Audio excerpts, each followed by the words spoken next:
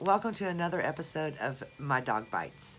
Today's topic is allergies and how they can affect your dog. I have 5 dogs. I am not a vet, I'm not associated with a vet. I take a holistic approach to my own health, so if it's good enough for me, it's good enough for them. And so I do a lot of research, and when I notice something is affecting my dogs in a negative way, I go and do the research on the topic of whatever's bothering them at the time. And then I apply it to their life. If it works, great, you'll hear about it. If it doesn't work, you're going to hear about it. I mean, because, success and failure, how are you going to know if it doesn't work if you're not told about it?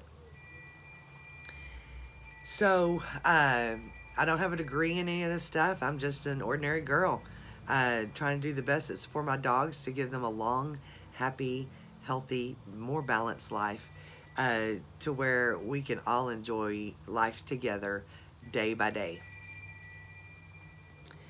So allergens, there's different types of allergens. There's seasonal allergies. There's, grass allergies. There is food allergies. So Sam and Willie have seasonal allergies.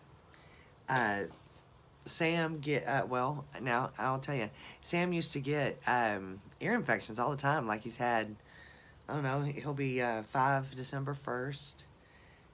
And he's had probably 10 ear infections in his lifetime. That's a ton. So one day I was at the vet with a foster dog because I used to foster dogs too. And this dog happened to have an ear infection. And I said, it's a good thing these aren't contagious. I said, because, I don't want Sam to get it. And she said, what kind of dog do you have? And I said, well, he's a Mastiff Shepherd Akita mix. And she said, German Shepherds are notorious for ear infections anyway, so yours is probably seasonal. Try giving him a Zyrtec. And I went, really? Once I started giving Sam a Zyrtec, he hadn't had an ear infection since. Thank God. And thank God for that vet. I'm so glad that I was there that day, because now Sam doesn't have any ear infections. It's great. And they used to bother him so bad. His little ears would droop down, and he would turn his little head. They hurt. They hurt him. So I hadn't had one since, and I'm going to say 6 months. Yay! So he gets a Zyrtec. His ear will start dipping down just a titch. And when I see that, I give him a Zyrtec, and it goes right away.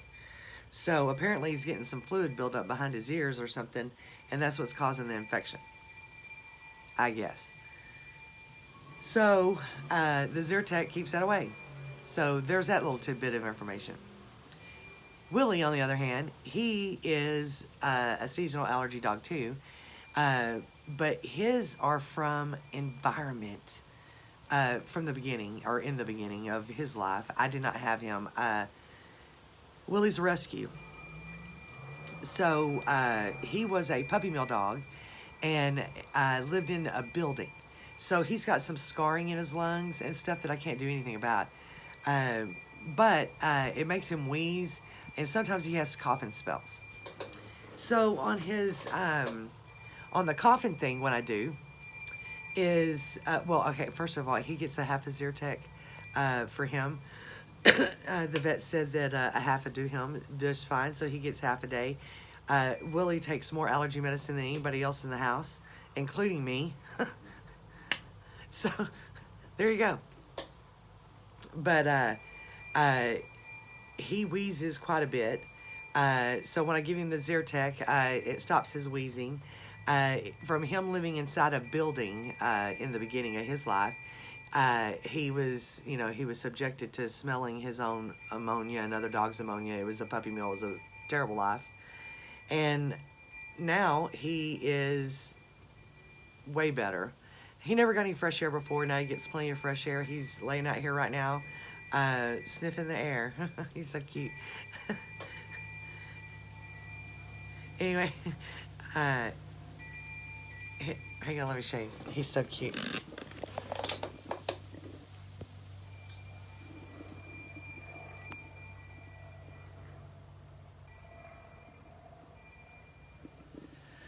So, anyway, uh, he also gets honey for that coughing stuff that's going on. He gets honey. I get honey that's made in my area. So any of the allergens that are in the area that are bothering Willie, that's what he is being treated with from the honey. So mine comes in a jar. So I just dip the spoon in the jar. I kind of rake it across the rim of the jar, and then he licks it off the spoon front and back. And then he doesn't cough anymore for like all day. And in the event that he's having a really tough time, he'll get honey probably twice a day if his cough returns. But I haven't had to give him honey more than twice a day since I started that little regiment. And he loves it. He's like, it's a snack. So he doesn't care. He's like, yeah, give me some honey. Give me a whole jar if you want to. But I don't. I give him just a little. Because it is high in sugar, and I think he's got some Jack Russell in him, so he's a little hyper anyway. So that he gets that and a Zyrtec. That seems to do him just fine on his allergens. Now Gigi, okay, does she really have skin allergies? I don't know. Her skin was in terrible condition when I got her. I've had her for almost a year, and I've got her skin, almost perfect. She uses a shampoo called Scout's Honor. I found this shampoo at my local feed store. One of my friends works there, and she said that it's supposed to be an amazing shampoo, and it's a probiotic shampoo for the outside of your body. Well, I'm all for probiotics, because I give them to my dogs, and she almost has no pet dander at all now. She gets washed, every week with that probiotic shampoo. And she goes to the groomer every other month. And I take her shampoo to the groomer. So that's the only shampoo she uses. And, it seems to be doing her great. Her skin is wonderful. She doesn't scratch or claw herself anymore. She would wake up out of a sound sleep and scratch for 10 minutes. It was horrible. Not anymore, not with this new shampoo. So, it's working. So if it ain't broke, don't fix it. So that's what she's using. That's what I'm keeping her on. So I don't know if hers is environmental or not. She was in a sad shape when I got her, but she is a lot better now. The other thing I do is I do a lawn juice tonic thing for my yard. It creates a beneficial atmosphere for beneficial insects. So we don't have fleas, we don't have things of that sort in our yard that will further affect the dogs in a negative way. So you make it with like Coke, ammonia, baby shampoo, beer, and molasses. And you spray that on your yard. You put it in one of those sprayer things that you hook the garden hose up to. And you spray your yard with it. Now, you're supposed to do it twice a year. I do it in the spring when it starts to warm up a little bit, and then in the fall when it cools off. We live in Texas, so right now our days are still 80, 90 degrees. So we, I'll wait till, we get consistently 70-degree days, and then I'll put it down. It seems to work a little better that way. Now, in the beginning, when I started this, I did it once a month for... I think I did it for 4 months, and then I was off for 4 months, and I did it for 4 months again. And then the next year, I started it in the spring and then in the fall. That has seemed to work tremendously well for my yard. We don't even have June bugs hardly. Very few. So we don't have grub worms living in the grass. We don't have ticks. We don't have fleas. We don't have any of that.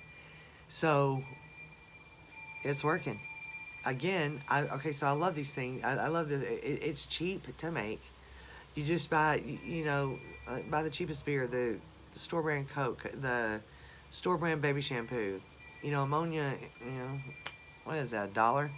I don't know. It's super cheap.